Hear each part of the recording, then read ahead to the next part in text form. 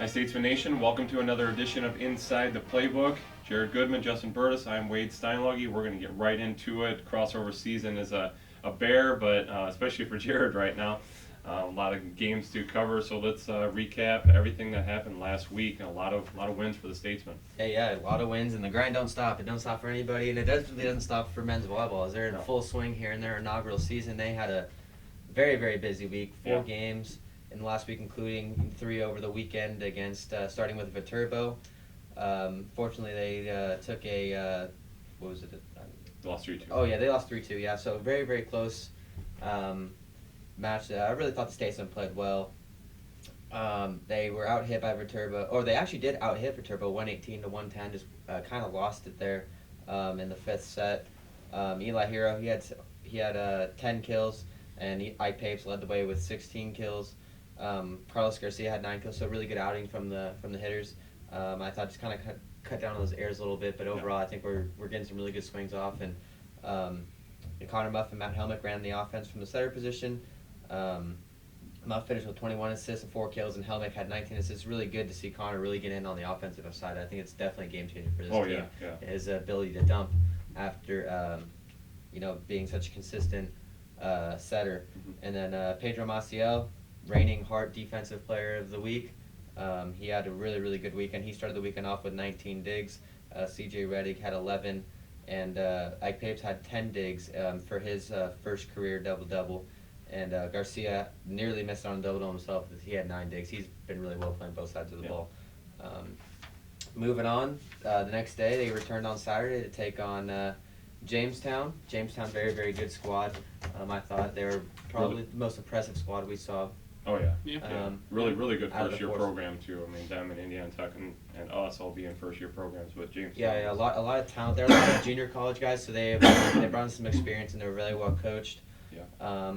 They took it to us a little bit. 25-13, 25-14, and 25-14. Yeah, and we were down 2 players in that from the night before, so that figured into a lot of that scoring. Yeah, and 2 players out, but it allowed some guys to kind of step up. CJ Reddick had himself a really nice game, He had 5 kills, 11 digs, and Knox George just really came out, and he brought a lot of energy, and he had a really good first couple sets. I thought 4 kills and had a couple of digs. Pedro Maciel was also solid defensively. He had 7 digs in the 3 sets, so good for them. And then they came out, Indiana Tech. Team was reinvigorated with some life, maybe took that loss to Jamestown to heart a little bit, and really came out and really took it to Indiana Tech. And this is an Indiana Tech team that pushed Jamestown a little bit. They took a set to begin with, and I thought they looked like by far the second best team. Then they ended up losing to Viterbo earlier than that, and they were depleted a little bit with some injuries. And energy,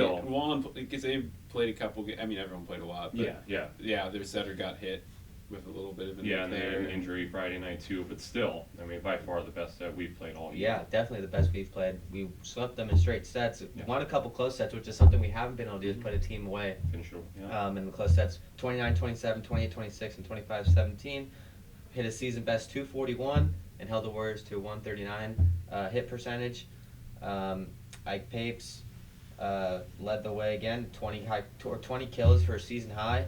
That's just in 3 sets. That's pretty impressive for the big freshman. And then Reddick, and Papes also hit at a 421 clip, which is something that was very, very good to see, him being as efficient as well as productive. Excuse me. And then Reddick, he had 10 kills and 9 digs, so he was just missed out on another double-double. CJ Reddick really had a good weekend, I thought. Connor Muff, Matt Helmick combined for 34 assists. Muff had 19, Helmick had 15. Maciel notched 20 digs, which was a big in factoring into what him winning the weekly award. I thought he played a very, very good game. The 20 digs, the best of his young career. Luke Bentley, he said it was a great weekend for WPU men's volleyball, and the entire WPU community. He was really happy that we were able to host and pull off something like this, and really just give all the student athletes a great experience that attended. Yeah, it was a good weekend. They had, again, as we'll continue to say until the year's over, first-year program with all freshmen. I guess a couple sophomores there. They are playing like freshmen. Some days are great, some days are really bad because of inconsistency, but it's nice for them to get their first win at home, first sweep, and just battled back after having some adversity earlier on in the week. So I thought that was really good. Yeah. Yeah, and then moving on to Tuesday, right back into Hart Place, so no rest for the wicked over there. Taking on Mount Mercy, a pretty good Mount Mercy team. I believe they're third place right now in the conference. Yeah, and just outside of probably being a ranked team, possibly top 15-ish. So they're good. Unfortunately, they swept us. It's tough to go on the road after playing all those games. They have to get right on the road, and we lost 25-19, 25-22, 29-27. So we were right there in just about every set. Yeah. Ike Papes once again, 11 kills. CJ Reddick, 7. Eli Hero had the most efficient outing. He had 5 kills out of 455 clip. Once again, the efficiency really wasn't all that, or wasn't really all there for the season. It just 108 compared to 260 for. I mean, so they were way more efficient. It was the thing. I remember looking at it that we actually had more kills than they did. I think it was like 39-38, but our percentage was horrible. We just kept on obviously putting the ball out or something like that. So we're fully capable of putting the ball down. It's just putting it in play and then forcing their defense to make a play, and that's just something that we got to just get better at, just locating the actual court. Yeah, and then all 8 statesmen that played in the match registered a dig, or at least 2 digs. So really, I mean, Mount Mercy was just not making too many errors, just kind of peppering. They're just putting it in there. Yeah. And our guys held their own, and Pedro Maciel once again led the way with 12 digs. So overall, some good, some bad, and just a lot you can learn from as the Statesmen kind of continue to form their identity here, and guys continue to get more comfortable at the college level, and have to keep grinding it out because it's not going to get any easier, and we'll talk about that later. No, yeah, for sure. Do you want to talk about bowling, or I'll talk about basketball for a little bit? I'll talk about basketball for a little bit. Okay. Women's and men's basketball had a couple of home games. Missouri Valley on Saturday, Culver Stockton on Wednesday. For the women, a couple of wins, beginning with Missouri Valley, a team that's on the bottom side of the standings, but certainly a team that's got a lot of talent. I didn't actually get to do the game, so Justin, you could probably jump in at any point here, but one of those that we maybe played down to the competition, weren't fully up for it, but we were up by 13 early in the second half and just couldn't put them away. They ended up battling back, took the lead, went back and forth. We finally made enough plays at the end to hold on, but we were outshot, we were out-rebounded. Fortunately, we had a ton of free throw attempts. I think it was like 28-12 made free throws that put us out on top. Brenna Pennington with 21, Haley Mullinex with 17, Katie Littell with 14. Just did what we had to do, got the win. Again, not pretty, but enough. It was not pretty in that second half. It was certainly. I sat there statting while you were over at volleyball, going, "No, please not like this." Yeah, because it was just one where they would come down, kick it out, and the person, I forget their point guard's name, would just bury a 3. Yeah. And so that's how they closed the gap, and then eventually Brenda and company just kind of buckled down and said, "All right, we will make sure we win this," but certainly a little too close for comfort for this team, but they did have some nice performances. That was the 3rd game in a row that Haley Mullinex had really stepped up, which was good to see because she kind of lost her game for a while, and then the past few she had come back into earning some good minutes and rewarding her coaches for those minutes. Yeah, no, for sure. And like I said, I mean, it's always tough in the heart. I mean, no team's going to be easy to beat, but for us being such a good second half team, it was kind of contrary to how we had been playing, that we weren't real strong in the first half per se, but strong enough, and then just kind of fell off. But found a way, and that's all that matters. You just win. And then that leads us to last night's game against Culver Stockton, battle of number 18 William Penn, number 23 Culver Stockton. They're on a 10-game winning streak, ranked for the first time since '99, coming in smoking hot, thinking that they're unbeatable. And for 3 quarters, we understood why they were on a 10-game winning streak. They were playing really well, forcing us to do things that we probably didn't want to do. We were making mistakes. Brenda Pennington goes out with 4 fouls. And we're at that point, honestly, when she got her 4th foul, I'm like, well, I guess they're going to have 11th in a row, and we're going to fall into 4th, 5th place in the conference. And then the 4th quarter, I don't know what happened there, but something did. Yeah. For some reason, we started making shots, go off for 32. It's the most that we've scored in a quarter all season.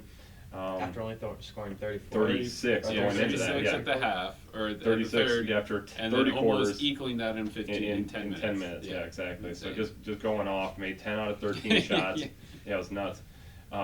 and in the end made enough plays, definitely down the stretch, and snapped their winning streak. Ours moves to 4. Olivia Usher, a lot of people stepped up here, but Olivia Usher was 16 points. And she was kind of driving the bus through those kind of dry spells a lot of the times in the first to third. She found a way early on. Didn't do much towards the end, but that's where other people stepped in. Autumn Voigt had a double-double of 14 points, 10 rebounds. Took numerous charge took 4, calls. I don't remember 4, but that's what Coach said 4. I remember 2, 3 for sure, but I believe it was probably 4. But yeah, huge plays. Totally got them out of their rhythm and threw them off. Their coach got all sorts of mad, understandably so. Katie Latello had 10.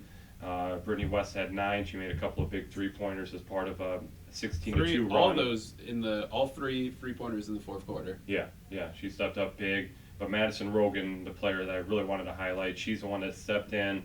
The third string point guard, mind you, steps in for Brenda Pennington and said, whatever, I guess I got to do it. I'm playing, so I might as well take advantage. She's a freshman.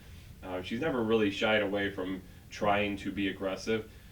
Airballed her first shot, and I thought, again, we're dead to rights. This is over. Missed it by like 3-4 feet. It was horrible. And then after that, she settled in. She scored 6 points. She gets us the lead, and then Brenda Pennington takes us home. It was a really impressive win. I mean, that was the win that you got to have to get yourself, in position to make the tournament. And we stayed in second place, and it was all good things. Yeah, very, very gritty win, and a win that you really would have liked to get going in next week to Central Methodist, which we'll talk about later in the show. But really, really, really nice win, and and they just really kept their composure. They didn't fold. No. They were able to hang around. Yes, Culver Stockton had an answer to just about every one of the Statesmen runs. They were able to maintain their lead throughout the first 3 quarters. But, we really kept our composure, and it really showed a lot. It really showed a lot of leadership from people like Brenda, a lot of people stepping up, and really a lot of growth and maturity in that game we saw right in front of our eyes. And you see a lot of excitement for, future years, what Madison Rogan could be. What you got with, Brittany West making some shots, and she's been kind of, hot and cold and all of that. It was just nice to see so many people stepping up in so many different ways. So, got the win. Might as well talk about men's basketball on the flip side. Then. Yeah, the men hosted Missouri Valley on Friday, and then on Saturday. Oh, on Saturday, excuse me. Missouri Valley on Saturday, and then on Wednesday turned around and played Culver Stockton. But we'll talk about Friday first. Saturday. Sorry, I don't know why I wrote Friday here. But, it was after 6 of 7 games on the road. I'm sure they were really glad to get back on their home court, really get some home cooking, and really just kind of take a break from the road. And Coach Henry talked about it a lot. Just the wear and tear. It takes on everybody, coaches, players, being on the road and going to play really some tough teams and some tough games. But Statesmen prevailed against Missouri Valley 91-78. Didn't take them very long to extend a lead early. Got to a good start, 18-8 to begin the game. The Statesmen were up, and then the lead grew to as many as 15 in the half, 45-30 with about 4 minutes left. And then the lead was cut to just 8 as the Statesmen in the half as Missouri Valley went on a run. It was 44-36 as the teams headed into the break. In the second, Statesmen once again came out well, scored 9 of the first 10 points, increased their lead 53-37.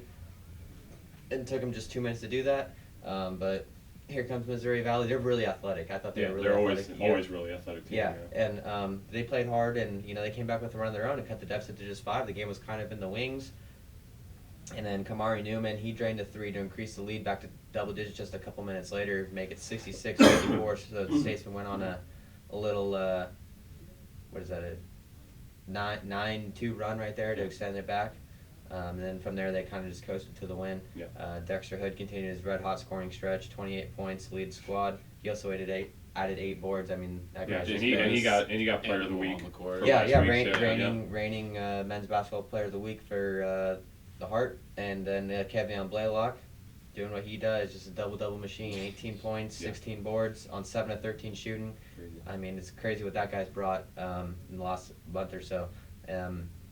Nate Gearing and Kamari Newman each had 11 points. Newman kind of still continuing to find that rhythm, was dealing with a bit of an injury. But he's also showcasing other ways he can score. He's able to get to the hoop, and he's playing good defense and able to impact the ways more and just shooting the long ball. But Chance Crusoe, led the team in assists with 7.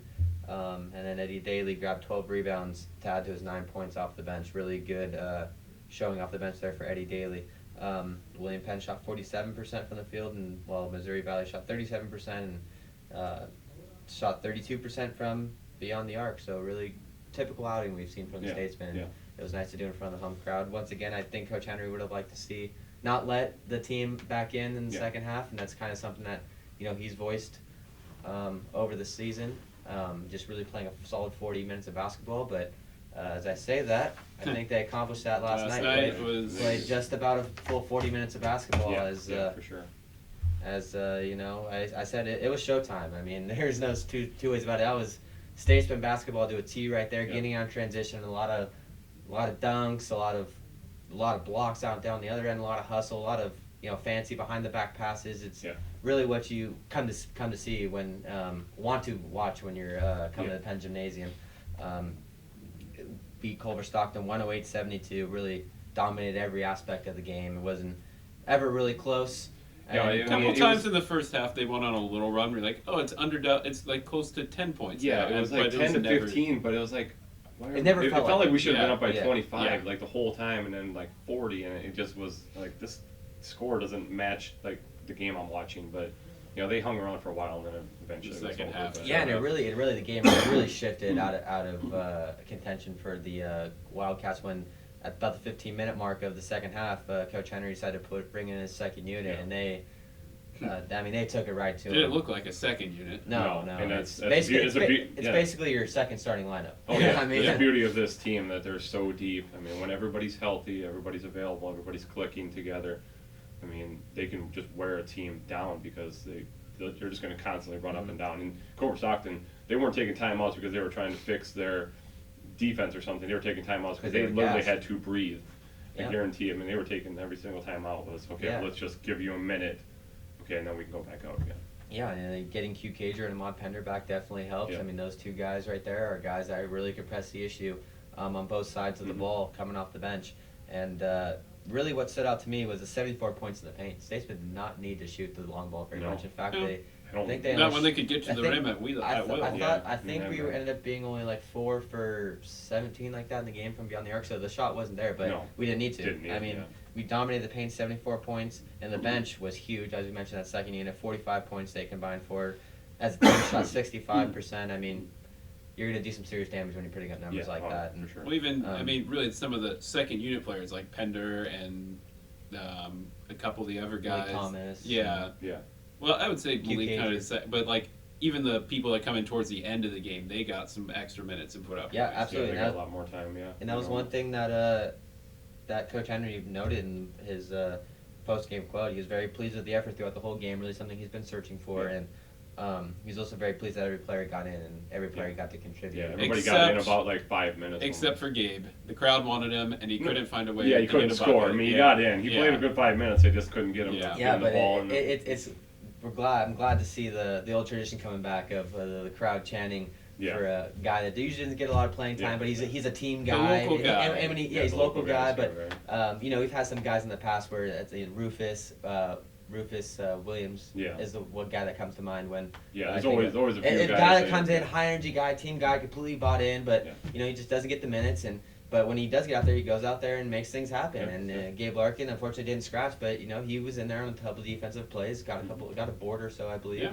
And it's glad to see the Penn Zone. The Penn Zone was rocking last night. They really were. They did a great job. So they've been stepping up lately, which is really good. Really good to see. All the way around, great win. I mean, that's why we come to Penn Gymnasium every weekend. Yeah, exactly. Yep.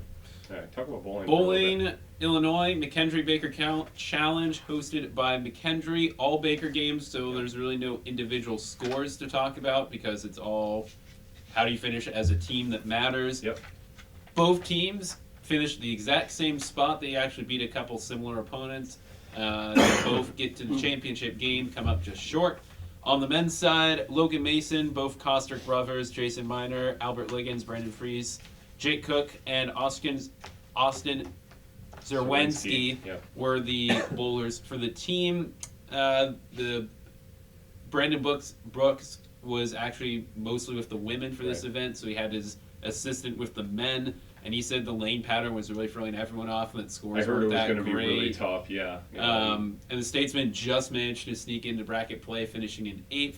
Then they went on a hot run against Savannah College of Art and Design, knocking off the first-ranked team in 2 straight matches, 222 to 202, 232 to 224. So they really knew that it was time to step up, and they did. Yep. Faced Lincoln Memorial, who had also knocked off a higher team in the opening round of bracket play. Ended up pushing that one to 3 games. They took the first one 229 to 191, lost the second one by just a couple pins, 211 to 209. Third one was by far not the best from either one, but the Statesmen did enough to win, 188 to 147. Championship game against Weber, and unfortunately that one, maybe they ran out of momentum or something changed, but Weber ended up taking the win. Straight games, 223, 195, and then 211 to 191. But still, hard work collected, some great effort, and determination shown by this team, especially finishing in 8th, not the best spot, and then turning it on against the top team, blowing them out, and getting all the way to the final. Always a great day. Yeah, for sure. On a women, I guess. Also second, and they did a little better over the course of the match play and getting a little better seeding. They're represented by Gabby Evans, Bailey Palmer, Kayla Gifford, Nicole Kraft, Alexis Late, Casey Brandow, Abby Fangman, and Jane Kleinfelter. They were 7th at the end of day 1, improved to 5th at the last 2 sets to finish match play on Sunday. They too also faced SCAD, and they went to 3 rounds in the first set of bracket play against SCAD. They won the first one 233 to 154, lost the next one 213 157, but came back and put the pedal down, winning 211 to 148. They moved on to take on St. Ambrose, sweeping them 223 168 and 203 156, where Wichita State, just kind of the perennial team both teams seem to run into at some point in these tournaments. Oh, yeah. Unfortunately, the Shockers swept them to take the ultimate prize. But again, another trophy collected, great showing, and right up there, probably where they need to be heading into the last tournament before the really big ones start going. Yeah, well, and Baker play is exactly what you're going to have to be good at when sectionals and nationals rolls around. That's all you do. There's no individual play anymore, so you got to be able to figure out how to put that big score up as a team, and it's nice to see that we found a way, and especially when you're going head to head in that bracket play to knock some teams off. So impressive from both teams over the weekend. Yeah, definitely. Jared, we'll jump back into you. Talk about some baseball. Yeah, baseball. Season starting to get going here despite the cold weather. Able to go down south and find some games. They went to Point Lookout, Missouri to take on College of the Ozarks this past weekend for a 4-game set. Split the 2 games. There's a lot of good, also a little adversity there the Statesmen had to face. Unfortunately, 2 starters going down with some injuries and really affected the lineup in the games on Saturday. But Friday, Statesmen came out, played well. Took the first game 1 3-2, and then game 2 3-2. Kind of a weird scoreline. Both games 1 and 2 were both 3-2 in favor of William Penn, and then games 3 and 4 on Saturday were 4-2 in favor of College of the Ozarks. But Chase Stratton, game 1, got the ball on the bump, went 5 strong, really just doing what he does. Struck out 7, only allowing 1 earned run. Jacob Weichman pitched 1 2/3 of inning, scoreless ball, or gave 1 run in relief, and then Stetson Denning came in to get the final out, to get the vulture save is what they call it. And, vulture save, I know, I love that. I like that. And came in and just snagged the save, recording the last out for the Statesmen to get the win. Stratton improved to 2-0 on the season. 7 Statesmen recorded a hit in the win. Badir recorded a multi-hit game. Finished 2 of 2 with a run scored. Hart was also Jameson Hart 1 of 2 as he drove in a pair of runs to supply the offense. Statesmen turned around about 30 minutes later and took on College of the Ozarks again.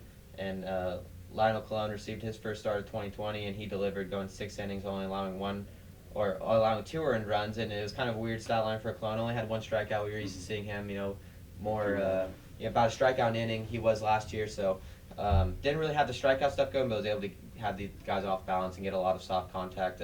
Tyler Gregory came in the bottom of the 7th to shut the door and pick up the save. Gave the Statesmen their 5th win of the season, and then turned around on Saturday. And like I said, kind of were bit by the injury bug there, and it was cold. It was kind of not a baseball type day, and fortunately, Adrian Garcia and Tanner Badir both went down with injuries, and that kind of affected the lineup as the offense was really unable to get going for the rest of the remainder of the series. So, a couple wins, couple losses, a lot to learn, and gave some guys some opportunities to stand up, or to step up. Sorry, stand up. You're right. I got you. Carson Hawk, a freshman, really did well with the glove. Coach Laird said he was really impressed by him, how he carried himself throughout his at-bats, had a couple of hits in the 2 games, so good to see him step up. And Statesmen, they're going to have a busy schedule coming up, so. Yeah. It's a long season. Yep, hopefully everybody gets healthy. I was going to say, hopefully they get healthy if it's a possibility, or, and if it is, sooner than later. Yep. So. All right, wrestling just had one simple duel. That was just all they had the last 7 days, but Hannibal LaGrange came to town on Monday, final duel of the year, and William Penn taking advantage of 3 forfeits, won 4 out of the 6 contested bouts as well. Ended up winning 37-12 over the Trojans. Nice way for the seniors to go out, especially Dennis Simmons, one of the 3 that were recognized beforehand. He got a pin. Max Diaz got a pin at heavyweight. Just took care of business. Got the win. It's just a nice way to finish off, and then they've just got one more meet, and then they're ready for conference in 2 weeks, so a week and a half, I should say. Yeah, nice to get out there, and had some really good performances. As you mentioned, Dennis Simmons had a nice pin. Joe Eads wrestled up a weight, but still almost won at 157. Yeah, it was the so that would have been second one nice. at home where he was just so close to getting that extra point he needed to win, and just couldn't get it. Yeah, so he came Hannibal LaGrange just saved by the bell. Yeah, really. If it would have been a few more seconds, he probably would have gotten the points. And then other people wrestled well. John Anderson wrestled well at 84. Darkwell Pierre was under the weather. He picked up a win. I'm trying to think. I'm probably forgetting somebody else, but we had the last expedition, the Ever Senior. Yeah, that didn't count. But Sheldon Rodriguez was able to wrestle at least one more time in the gymnasium, so that was nice for him. Overall, just again, nice way to close out dual season. Got our second win, our first official actual win. So hopefully build a little confidence. Freshman, sophomore tournament at Central this weekend. We'll talk about that in a minute. You just have track, and then we're. Oh yeah. You almost forgot about it. I know. No, I didn't forget about it. It's right here. Track. They went to the Northwest Missouri State Bearcat Open. Really big meet. Really a lot big of meet, really good competition. And Coach Friesen said that he thought the competition really brought out the best in the Statesmen. A lot of good times, despite where they finished in the actual races, but and events. On the men's side, Lubert Dagren shined as he took home the silver in the 60-meter hurdles at the time of 8.42 seconds. And then Finn Alade placed 7th in the high jump at the height of 6'6", or 6 foot 6 inches, while Justin Muller placed 19th in the long jump at 21 and 6 2/3. Sorry, I'm still learning all this lingo. It's tough. It's not easy. But and then Lloyd Parker placed 18th, right behind him placed 18th in the triple jump, which is not something I feel like we normally compete in, but. Yeah, it's been a while since we've had a really good triple jumper, but Lloyd's doing a pretty good job. Yeah, and then Sage Erisman also finished top 10 in the shot put as he finished 7th with a distance of 51 feet and 5 inches. Yeah. So. It's a good distance for him. It just shows how good the field is, because that's right about where he normally is, and normally he's winning. Yeah, he's usually winning. So it's just it's strong. On the women's side, Nia Newman placed 11th in the 60-meter dash at the time of 8 seconds flat. Catherine Hunter placed 19 in the hurdles at the time of 10.07 seconds. And then Newbie also placed 26th in the 200-meter dash, doing so in 26.39 seconds. Shelby Williams is the highest finisher, as she did so in the shot put, as she placed 6th with a distance of 40 feet and 6 1/4 feet. And then Elena Van Arsdale placed 16th in the weight throw with a distance of 45 feet or 45 1/4 feet. And like I said, Coach Friesen was very happy with the way his team competed, as they're really trying to ramp up here as the hard tournament, or the hard indoors are coming to a close. Yeah, so he's really. It's that fast. And I was talking to Z a little bit Coach Z, a little bit last night, he says, yeah, guys are about where they need to be. You know, kind of all the rust is shaken off, and guys are really in shape now to really. Guys and girls are both really in shape to get it going for the Hart Championships. Yeah, well, it'll be interesting to see what they can do tomorrow. They go over to. No, we'll get there. Yeah, wherever they go tomorrow, you know that. Okay, so anyhow, got everything covered. Yeah. Busy week. Busy week. All right. When we come back, these guys are going to step out for a second. We'll be joined by Athletics Director Nick Rule as well as Director of Sports Medicine Ibrahim. We'll be back in a minute. You're inside the Playbook. Welcome back, Statesman Nation. We're now joined by Athletics Director Nick Rule as well as Director of Sports Medicine Ibrahim. Guys, thanks for coming in. We wanted to give one day sometime during the year to talk to some of our elite leaders in the athletics. Yeah, and I don't know. I'm not sure why we brought you in, but obviously. Thank you. Yeah, right. No, what it It would really have felt means, bad if it was just you. What so. he really means is that he's interviewed all the coaches. And I got nothing There was else. nobody left. I ran out of people to talk to. So, no, but we're happy to be It's here. the same way through that first pitch. Yeah. No, thanks for having There you us. go. Well, anyhow, so wanted to sit down with you guys and just see what you're up to now, and maybe give people a little bit of an better idea of what you do as well. So, Nick, I'm going to start with you first. Uncommon is one of your big words. Love it. It's a huge word. I don't know if that's a John Gordon word or where that word is, but Well, anywho. it came out of the one-word challenge. Okay. And last year, challenging our staff and us to think of one word that you want to focus on throughout the year to help move your team forward or move your personal, professional forward. And so uncommon was the word last year, so we can invest in doing uncommon things and position ourselves as a leader in college athletics and athletic department of the future.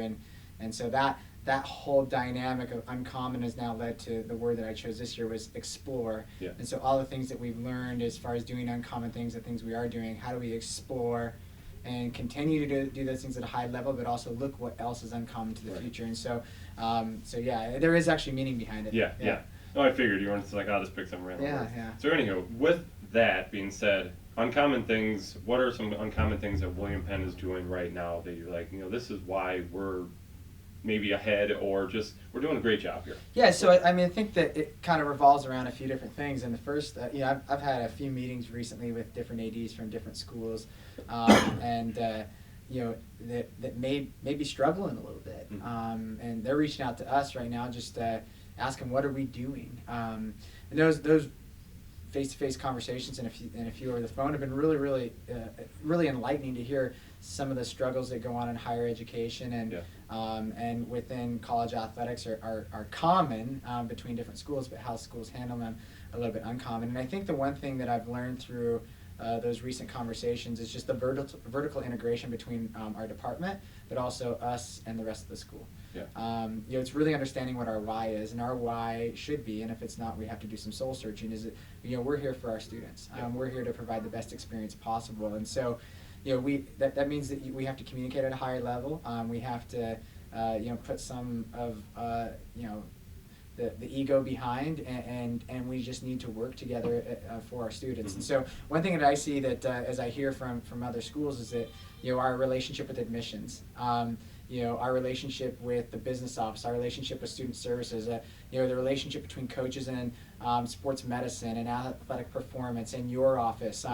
There isn't this big territorial dispute on really anything. We work together because we need to, because we understand what our why is. And so that's a very big picture answer to a question that can be very targeted. And I could go in and spend hours talking about what this and that and that. But what the byproduct of those results are is that we've had our highest freshman enrollment in a really long time, arguably a record breaking class.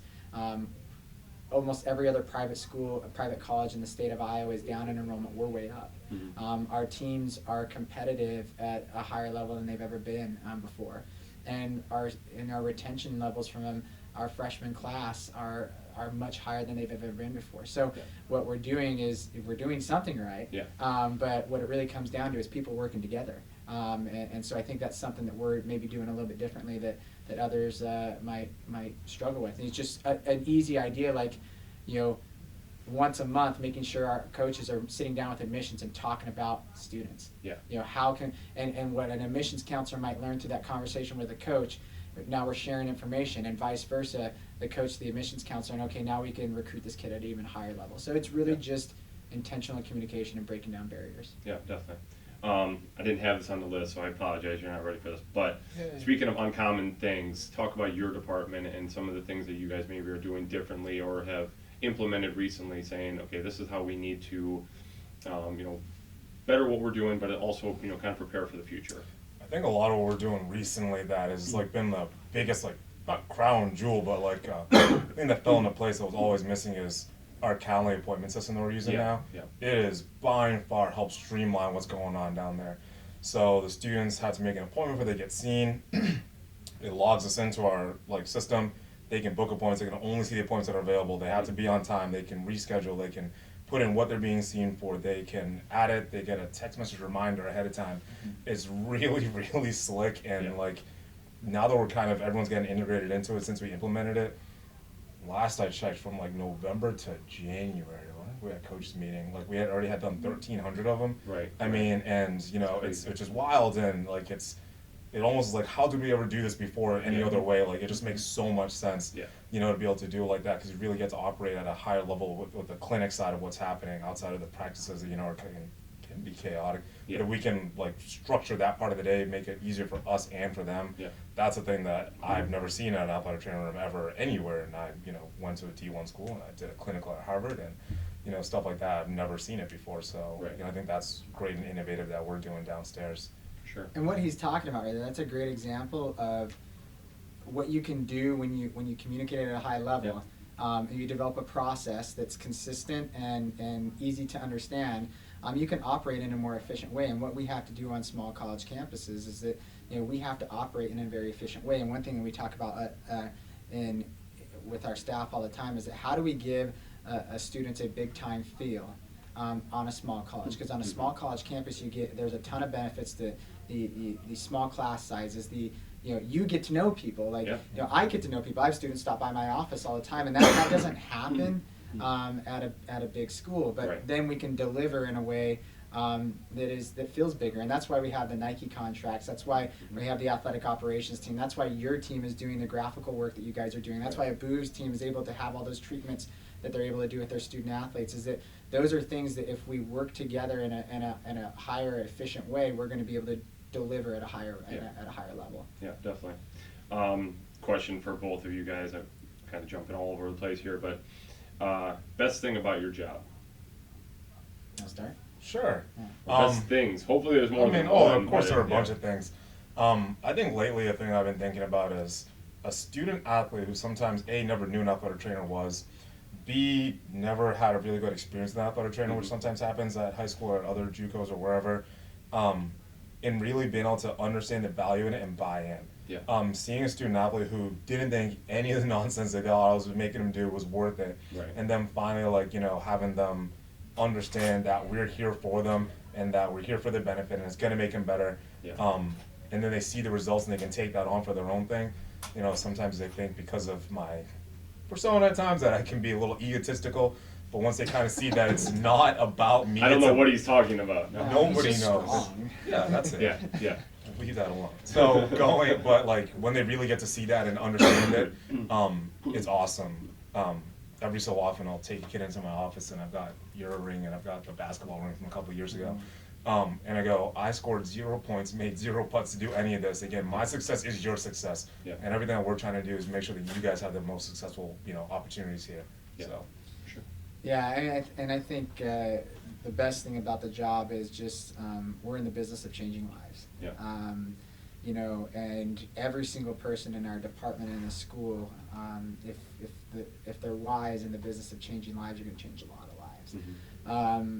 And that's what I love about the role I'm in. I mean, one of the best things about coaching and doing development work in my prior role was able to change lives, especially on the coaching side of things. When you have a team and you're able to invest in those people for 2, 3, or 4 years, and see the change over that time, if you intentionally take the time to get to know them and figure out what makes them tick. The greatest thing about this role is that we, I feel like we're able to do that in an expanded way. And I think from that, in the business of changing lives, is that we got a team of people right now in our department and at the school that really fully believe in that idea.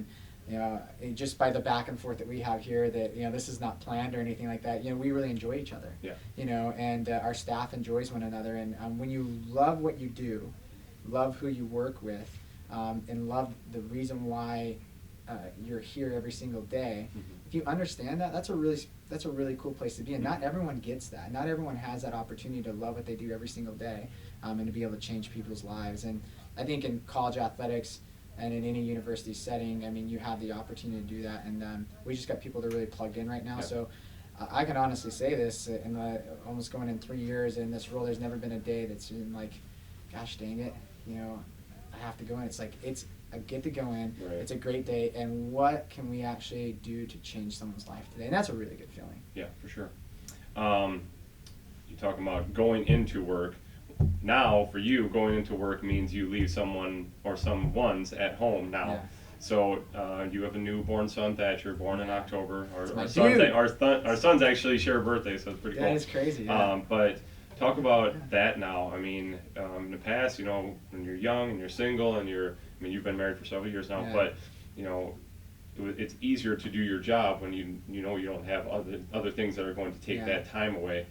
How has this possibly changed your outlook on everything? He's the best thing that's ever happened. I mean, he's going to be a valuable member of this team in probably a year. He'll be running around tugging on a boob and asking for water or Gatorade, and he'll be like, all right. But I mean, your Just be kids, another one that beats you up. I'm gonna save him from himself. Nobody gets a Snapchat that makes sense. I like to sing with my kid.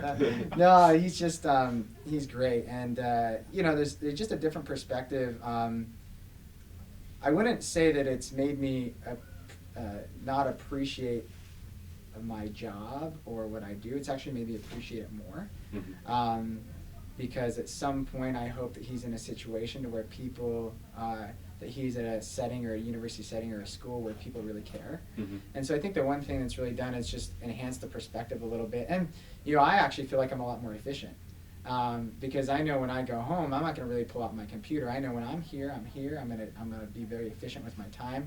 Because when I'm home with him, we're going to sit down and watch Inside the NBA, or I'm going to read him a John Gordon kids book or something like that. But no, it's been great. Answer, yeah, it's great.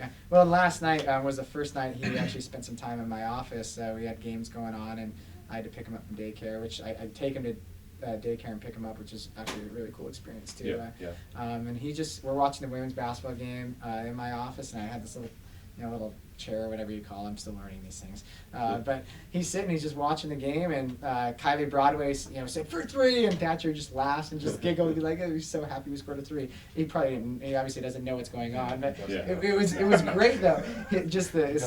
So it's really, really fun.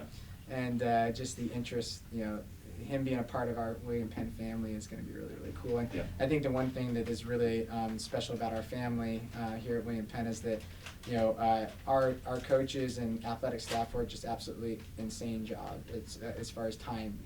We don't work 8 to 5, and I don't think that we'd like to work 8 to 5. That wouldn't work for us. We're not wired that way. But our families are very important. They need to be a part of our lives, our work lives, or we would never see them. And so to see your kids, have a bond with Abu, and to see Blake Sandquist kids, but Grayson sitting on the end of the bench with the men's basketball team, to me that's what this is all about, right? If we talk about family and wanting togetherness, but we don't allow our family to be a part of that, then we're really not delivering what we're saying. Exactly. And so I'm excited for him to be a part of our family at a higher level than and just cheering for Kylie Broadway's voice. Yeah, definitely. Back to you, Abu. As far as I know, no day, just like any of us, none of our days are the same. Our Monday is totally different than Tuesday. Tuesday is different than Wednesday. But let's just look at yesterday for you. Sure. Break down yesterday from when you started to when you finished. Monday, Wednesday, Fridays are the same, mostly-ish. But let's take yesterday. Yesterday, I got in the office probably a little before 8 to catch up on some notes, and then starting at 9 o'clock, got treatments every 15 minutes, sometimes double booked those every 15 minutes all the way through noontime. I think I spilled over just a little bit. Then I'm also an adjunct professor because, of course, Why not? and Sure. why not? It's got a certain level of expertise in some. I Yes, do yes, have, yes. yeah. It's valuable knowledge, and knowledge should be passed on. Yes. So I go teach class from 12:15 to 1:05. Then we have admin hour. Did I have a meeting for admin hour? I don't even know. Yesterday was a long time ago. Yeah. After that, then we've got we had practices leading up to our men's lacrosse team had a scrimmage yesterday inside the pack. We had men's and women's basketball games. We had to get all that stuff set up. We've got our intern in yesterday. We've got our work study in. So again, just making sure all the moving pieces and all the bases are covered all at the same time. You know. Right. That's yesterday. Then at 9:30 or so, I think I went home eventually. There you go. Yeah. Let me stick with you for one more here. What are some things that you wish people understood about your profession? I mean, you said earlier that it's some of the kids are starting to figure out they understand your role and that it is important. Like Yeah. they need to take you seriously Yeah. and understand that you're here I think for as the a whole, so next month is National Athletic Trainers Month, and we're going to try to work something out for that. Let's So- yeah, let's get that on social media. Thank an We are. athletic trainer. We're going to We do are. that. Yeah. And again, between thinking about athletic training, sometimes people just don't know what athletic training is. Yeah. They hear athletic training and think personal trainer. Exactly. Particularly with my physique here, when goes, I want to be like you, and that's not really what I do. Understand that They just wanna athletic be big training- like you. They want to be big like me, which Yes. is not that big. bigger than me. Whatever. Going on, that athletic training is an allied health profession, and again, it's not just taping ankles, it's not just doing water, it's not just standing there, on game day, and that there's a whole lot of stuff that happens on the other side of it. Right. That we're medical professionals, and that is what we do. That is our job. So, Yeah. trying to get that awareness out there to understand what it is, what we can offer you, and making sure that people take full advantage of what's offered to them. Sure. I don't think people fully understand that without Abu and his team, we would not be able to do what we do No. and provide, and to even have college athletics. We have to have these medical professionals on our campus to be able to do what we do and care for our student athletes. And him and his staff do a phenomenal job with that. Yeah. And so, I think that's something we need Shout to. out the staff. Yeah. Becky, Haley, Kayla, and Natasha. That's Yeah. what's holding it down. Doing a great job. Great job. Nick, back to you. Several new sports have been added, which have made our lives even more interesting. But We love it's it. great. We love it. Talk about little update on how are the new sports going. We have 3 starting. One's already going. Yeah. 2 starting next week. We've got 3 more starting next year. Just kind of give an update on where we're at. with Yeah, everybody. so this has been pretty much a 3-year process to figure out what we're going to add, and we looked into so many different sports, as we've talked several times on our interviews before. And men's volleyball is currently playing. I just really like what I'm seeing from just the energy from that team. Competing with established programs. And it's been fun to watch, and our community is really behind it as well, and our students, and I think it's a special atmosphere in the pack, and they just bring a lot of really unique energy that you don't necessarily see in other sports. So I'm excited to continue to see that grow, and I think it's going to become a William Penn favorite on campus as far as the sports that we offer. Men's and women's lacrosse. This is. These are 2 intriguing sports. I think we're really excited about those as well. It's a high-paced, fast-moving game that's a little bit of a mixture of football, soccer, some basketball components to it, and it's one of the fastest-growing. Actually, men's volleyball and the lacrosses are 3 of the fastest-growing sports in high school athletics right now, and so that was one of the reasons why we added them, and we had the facilities for it as well. So, I just think those are 3 really action-packed sports that. Are helping us from a fiduciary standpoint to be able to, as far as enrollment and things like that, and they've been 3 key figures in our enrollment growth.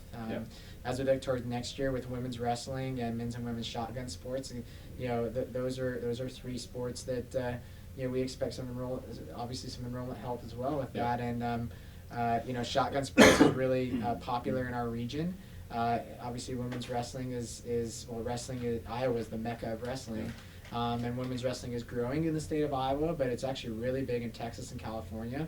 We have Coach Heaton and Coach Tucker Black that are leading those programs, and they've been on between 1 and 3 months recruiting, and so I'm excited to see those teams develop out. But it's just really nice to see the, for example, like lacrosses and men's volleyball, just to see, those coaches put so much time into growing those programs, and you're basically going a whole season without playing games, and finally getting to see them compete and just fruits of their labor. Yeah, right? it's really fun, and we're just excited about the future with those programs, and I think they're going to really add to our community. Definitely. All right, Abu, one final question for you, and then we can let you guys go with your I got a busy question for schedules. So. Oh, you do? You have a question for me? Oh, man. Yeah, I like Kira Strong. Oh. So we've been on all these hiring committees and stuff Alright. like that. So this is Okay. actually a question that after you guys remember Can we my edit question. this? Nope, one take live. It's one, yeah, it's Yeah, what it sorry. is. So, do you remember when she asked what would win in a fight, a peanut butter and jelly sandwich or a hard shell taco? That's been a debate this morning in athletic training. Interesting. I've abstained from conjuring or Oh, like so meddling. you're- so I've you're just been asking us a asking. You're just question. I've just been asking. You don't stirring wanna- the pot. You have an opinion, but you don't want to give your opinion. A Okay. peanut butter and jelly sandwich or Or a hard shell taco.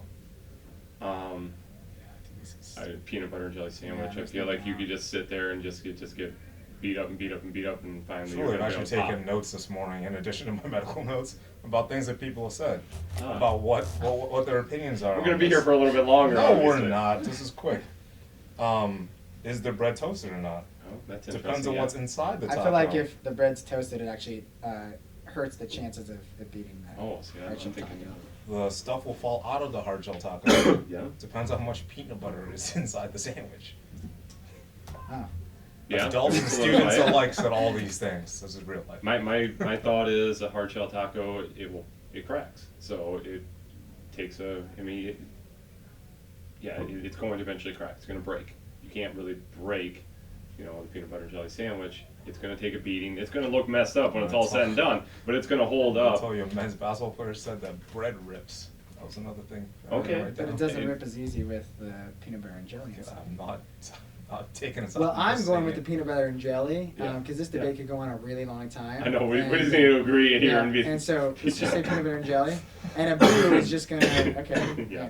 Are you sure you're not running No, for yeah. office? Just gonna play in Yeah. the middle here, all right? Yeah, I feel like Yeah. you What do you campaigning for think? PB&J, Like, 2020. seriously, I mean, this is not gonna be aired until later. What do I really think? I don't Yeah. have an opinion. I actually think about it. I'm intrigued by how opinionated people are about Oh, it. I guarantee you, I'm sure people come It was to people punches. were or- actually kind of like, what do you mean a taco would win? Or like really had opinions about it, which was staggering to me. Yeah. These are 2 minutes. I I'm actually- I know, right? Yeah, this is. I I'm actually sorry. did- I was ready to go. I was done. And Yeah. you, I did call Kira and said, Kira, guess that question is like making did a she say? kerfuffle. No, she didn't say anything, but she clarified whether or not the hard shell taco had stuff in it. Is a taco What'd she with say? the fixins. Okay. So And is It's peanut not butter just and a- jelly sandwich toasted? I did announce And that. how much peanut? I mean, do we have? We I- need. Yeah. I'm sticking with PB&J. Yeah. PB&J. Yeah. Okay. Well, anywho, to my Wow. actual question, as This he is- tangented off into I don't know what other You universe. guys here. invited me. Yeah, that's just true. This That's is true. first interview. All right. Yeah, right. Never done this before. I don't know how to talk to people. What do I do with my hands? Yeah, what do I do? Try to think. Anyway, we apologize, but hey, you're getting We have if you fun if here. you stuck around this long, now you finally We got to have the good fun stuff. here. We There you have go. fun. All right. In addition to juggling the 20+ sports we have here, what is the biggest concern for you moving forward in, I guess, your profession? The biggest concern, now being serious, is the athletic training program is moving to a master's degree for an entry level. So again, a lot of times schools, and myself included, will rely on graduate assistants, which I was a graduate assistant here myself. Again, A, for experience, and then B, also again to help fill a staff. So with that phasing out here in the next 2 years, a lot of schools everywhere, it's not exclusive to William Penn or Yeah. anywhere, Yeah. are thinking about what they're going to do next because, as we said before, this is a necessity to have appropriate coverage. Mm-hmm. So I mean that is a big concern that's on the horizon for us, and I know we've talked about it since before we even got here. Yeah.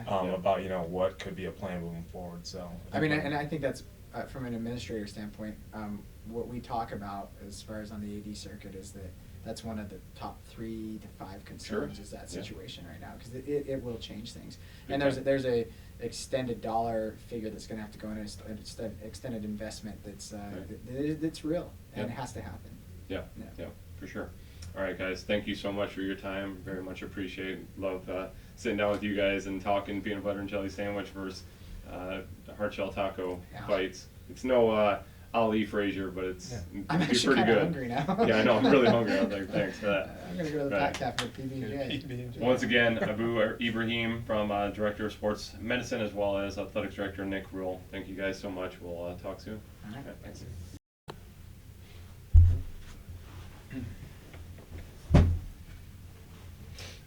Welcome back, Statesman Nation, as we preview this next week's upcoming events, and actually a fairly light week because of, unfortunately, weather stepping in. So no softball. They got Supposed kiboshed to play for the tomorrow, yeah. Yeah, they were supposed to play this weekend down in Springfield, Missouri, but too much rain down there, so they're a no-go. Baseball's also been bashed for right now, but Yeah. they might possibly be playing, Yeah. so we don't know at this point, but they're hoping to get some games in Yeah, somewhere. Coach Laird's hopeful that they'll be able to get some games in somewhere. Yeah. You know, it was kiboshed, as he would say, down in Joplin, Missouri. Yeah. So, you know, trying to find some of those teams to find a neutral site field or somewhere dry and Yeah. somewhat warm, and try to get some games in somewhere. Nothing's set in stone yet, but I know he's on the phone On the constantly. prowl. Yeah, trying to look for some games. Well, it's mid-February in the Midwest. I mean, it's going to be really tough to play. Yeah. But you try. I mean, hopefully they're somewhere. So, anyhow, we don't have to talk about them at all, but let's talk about basketball, and then bowling is, we'll talk about bowling, and we'll keep going. So, okay, anyhow. Basketball, just one game because, again, kind of worked out into the schedule. We have our bye week this Saturday, so the guys and ladies get an opportunity to rest up a little bit, and hopefully that helps out a lot, especially on the women's side. Central Methodist, it's #1 versus #2 in the conference, coming to Oskaloosa. William Penn won in overtime down in Fayette last month, 62-60, and basically we got to win this to have a chance of winning the conference title. You lose this, now you're 2.5 games out, like 5 left. It's not happening. But if you win, now all of a sudden it's really, really interesting. There's a chance, and you know we've had the Eagles number lately. We won 3 in a row, and but they're going to be coming for us and trying to avenge that win, that loss, excuse me. So it should be a heck of a battle, and just nice that we have a little more time to prepare for them. So Yeah, absolutely. should be a good battle next Wednesday. Yeah, absolutely. And like you said, there's, you know, Brenda Pennington's kind of been dealing with a little bit of a nagging injury. Just time to rest up and really get their minds right, because this by far is going to be the biggest game of the season to this point. So there's been a lot of big ones so far too, but this is going to be the biggest. Yeah. And then over on the men's side, same deal. You know, some nagging injuries, some guys not quite 100%. Time to rest up and really refocus and really just get going. It's go time. Just about, you know, this is the type of the year that Statesman really just want to start revving it up, start peaking, and I think we saw that beginning last night of you know, the team really coming together and really having some fun and realizing, hey, it's go time and it's time to put the foot on the gas pedal. Sure. Statesman took it to Central Methodist. Well, didn't take it, but they took the game 81-75, probably a little closer than it needed to be down there in Central Methodist. Central Methodist coming with a record 9-16, 8-11 in the heart, but always seem to have some good athletes and always seem to be a tough test for the Statesmen.